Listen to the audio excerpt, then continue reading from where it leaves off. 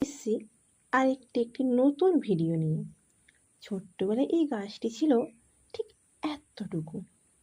দেখতে দেখতে আমার এই গাছটি এত বড় হয়ে গেছে। এই গাছটির নাম আমার ঠিক জানা নেই, তবে কেউ যদি এই গাছটির নাম জেনে থাকো তাহলে অবশ্যই কমেন্টে জানিও। তবে এই গাছটি টবে একদমই মাটি নেই।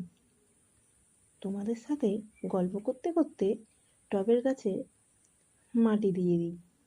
আমার কাছে জৈব সার মেশানো একটি মাটি তৈরি করা ছিল, কারণ আমার এই পুচকু গাছটি কোনোদিনও তেমনভাবে ট্রিটমেন্টই করা হয়নি, তেমনভাবে ঠিক সময় দিতে পারি না। তো তাই এই গাছগুলোকে আজ একটু যত্ন নেওয়া যাক।